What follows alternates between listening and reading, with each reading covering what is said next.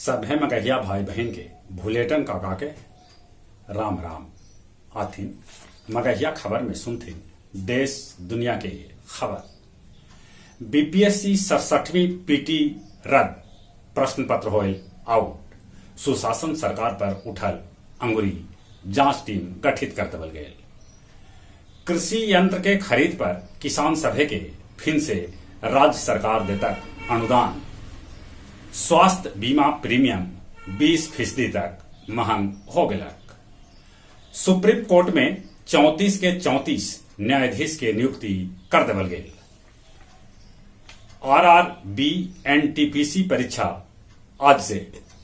हिमाचल विधानसभा के दुआरी पर लगावल गए खालिस्तानी झंडा, ओकर दीवार पर लिखल गए आपत्तिजनक नारा।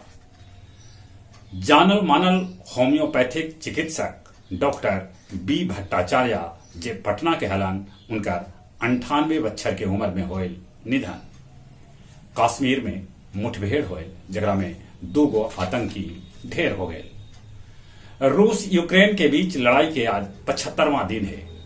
रूसी सेना हवाई हमला में यूक्रेन के एगो स्कूल तबाह हो गए, जगरा में 60 आदमी के मरे के खबर। श्रीलंका में अंतरिम सरकार बनावे से विपक्ष कैलक इनकार। दुनिया के 51 देश में तेजी से घट रहा है कोरोना संक्रमित के संख्या।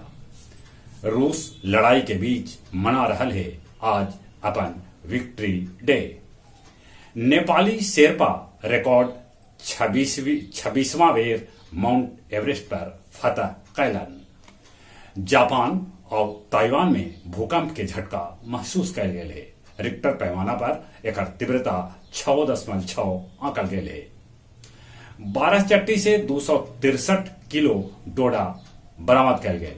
एगो तस्कर के भी पुलिस ई मामला में गिरफ्तार कैलक है। शहीद द्वारका प्रसाद के 23वां शहादत दिवस परैया के मराची गांव में मनावल गए। गया रामपुर थाना के कोयली पोखर के रहे वाला इमाम खां के घर में रसोई गैस सिलेंडर लीक होवे से बाद में वो फट गए, जगरा में 2 लाख के संपत्ति जर के खाक हो गए। केकरो हताहत होवे के खबर न है। और अब कुछ खेल के समाचार। आईपीएल के एगो मैच में चेन्नई दिल्ली के 91 रन से और दोसर का मैच में बेंगलुरु हैदराबाद के 67 रन से हरा दिलक। थॉमस कप में जर्मनी के भारत 5-0 से हरौलक। टोटेनहैम से ड्रा खेल के लिवरपूल शीर्ष पर जगह बनौले है।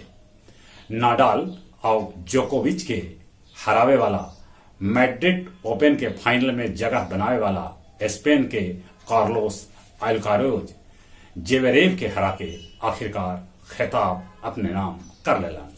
जहां तक मौसम के सवाल है, उड़ीसा और आंध्र प्रदेश में तूफान के असर देखल जा सका है। मौसम विभाग सूचना दिलका है कि बिहार में 11 और 12 मई के आ सका है आंधी पानी। ऐसे गया जी में कल राते भी झीमझाम पानी बरसल है। एक बावजूद गर्मी है, गर्मी से बचथिन। कोरोना से बचे ले मुंह और नाक पर मास्क जरूर लगाथिन। चलित अपने सभी के एक बेर फिर से भुलेटन काका के राम राम।